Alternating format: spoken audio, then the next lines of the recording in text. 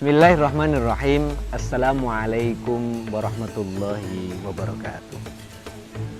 Pemirsa yang berbahagia, alhamdulillah pada kesempatan yang baik ini kita bisa meneruskan kembali pembahasan kita tentang pentingnya akhlak di dalam kehidupan kita sehari-hari. Di dalam kitab ini dijelaskan khoslatani la syai'a afdalu minhuma al-imanu billah wan naf'u lil muslimin. Terdapat dua perkara yang tidak ada sesuatu yang lebih utama dari keduanya.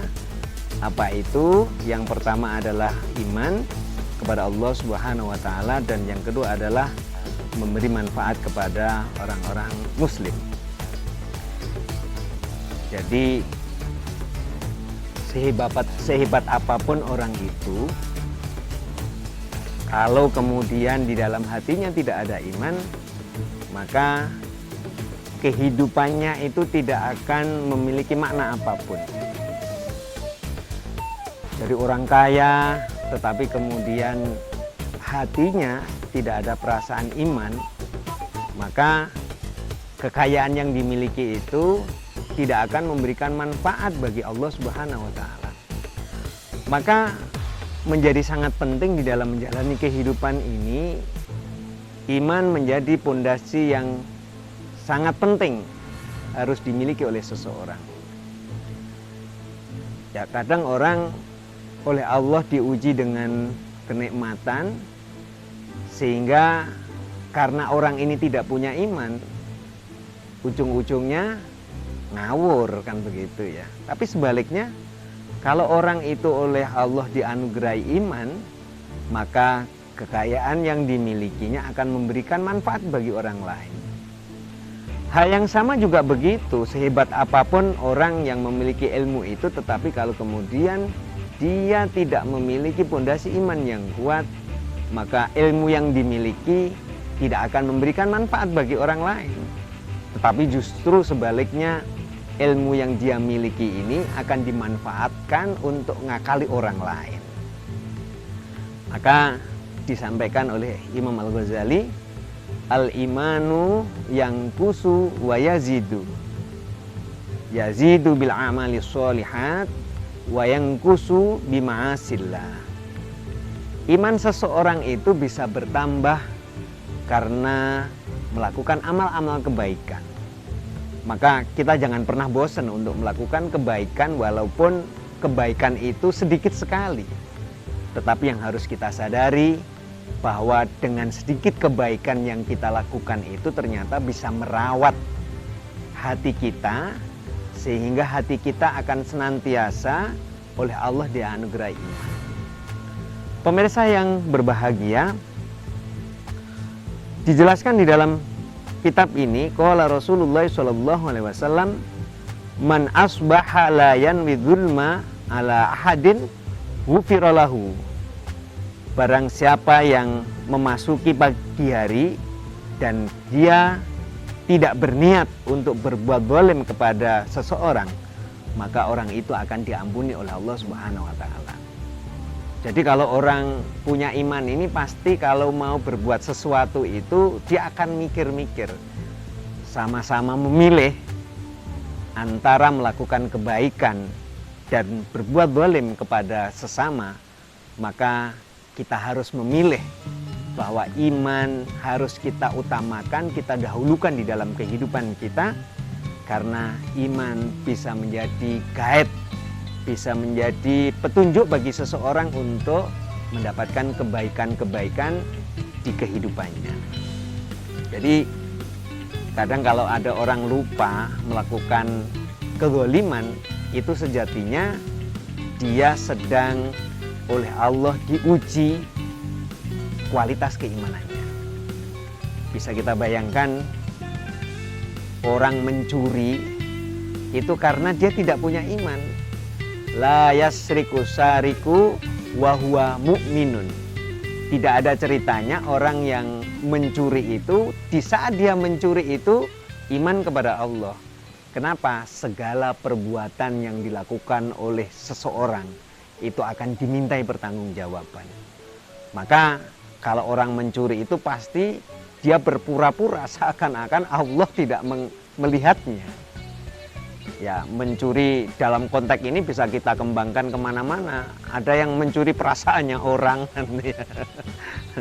ada yang mencuri harta benda,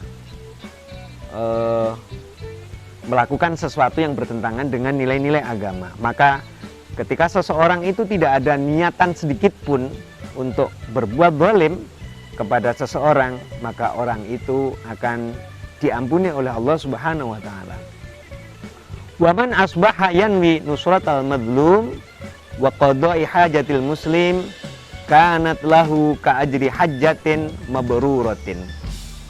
Barang siapa yang memasuki pagi hari sementara dia berniat untuk menolong orang-orang yang terzalimi dan memenuhi hajatnya orang-orang yang muslim, kanat lahu ka ajri hajjatin mabruratin, maka perbuatan orang yang menolong pada orang-orang yang terzalimi ini dan memenuhi hajatnya orang-orang yang muslim, maka akan memperoleh pahala ibadah haji mabrur. Jadi kalau kita ini misalnya dimintai orang yang dalam posisi lemah karena sedang dizalimi oleh orang lain, maka kesediaan kita untuk membantu dan menolong orang-orang yang terzalimi itu maka akan diganjar oleh Allah pahalanya sama dengan menunaikan ibadah haji yang mabrur. Mungkin ada orang yang nakal, oh berarti kalau begitu nggak usah naik haji ya Pak. Yo lain urusannya. Ini pahalanya sama dengan orang yang menunaikan ibadah haji. Bukan berarti kemudian dengan menolong orang-orang yang terzalimi itu ibadah hajinya gugur, tidak. Tetapi disampaikan bahwa kesediaan kita untuk menolong orang-orang yang terzalimi pahalanya sangat besar sebanding dengan pahala menunaikan ibadah haji. Oleh karena itu pemirsa yang dimuliakan oleh Allah Subhanahu wa taala, bagaimana di dalam menjalani kehidupan ini kita senantiasa berusaha dengan sungguh-sungguh untuk menjadi orang yang bisa menolong pada orang lain dengan apa yang kita miliki. Kalau kita oleh Allah dititipi kekayaan, mari sebagian apa yang kita miliki ini kita manfaatkan untuk menolong orang lain. Kalau kemudian kita dititipi oleh ilmu, mari kita dengarkan nasihat Rasulullah SAW. Ahabbul ibadi ilallahi ta'ala anfa'un nasi linnasi. Hamba yang dicintai oleh Allah itu adalah orang yang memiliki manfaat bagi orang lainnya. Wa afdalul a'mali idkhalus sururi ala qalbil mu'min yadrudu anhu ju'an au yakshifu anhu kurban. Bahwa seutama amalan itu adalah memberikan perasaan senang atau menghibur kepada orang lain, menghibur kepada orang-orang yang beriman, di mana ketika orang itu dalam keadaan lapar, maka laparnya itu menjadi hilang. Jadi memberi makanan kepada orang yang sedang lapar itu adalah merupakan amalan yang dicintai oleh Allah Subhanahu wa taala. Au yakshifu anhu kurban, atau menghilangkan rasa sedih. Mungkin kita ini kan hatinya merasa sempit karena tanggungannya banyak gitu ya. Tetapi begitu kita datang menghiburnya dengan memberikan kabar-kabar yang menyenangkan, maka itu adalah merupakan amalan yang dicintai oleh Allah Subhanahu wa taala. Au yaqdilahu dainan, atau kita ini disambati oleh teman, dimintai tolong. Mestinya ini tanggal sekian nyaur, ternyata nggak punya duit begitu ya. Kita memberikan pinjaman kepada orang yang sedang dalam kesulitan itu, maka kesediaan kita menolong orang-orang yang dalam keadaan sempit itu merupakan amalan yang dicintai oleh Allah Subhanahu wa taala. Oleh karena itu, pemirsa yang berbahagia, marilah kesempatan yang Allah berikan kepada kita, kita manfaatkan untuk selalu berbuat kebaikan sehingga kita menjadi manusia yang bermanfaat bagi orang lain dan tidak kita niatkan di dalam diri kita ini untuk berbuat zalim kepada orang lain, apalagi menyakitinya.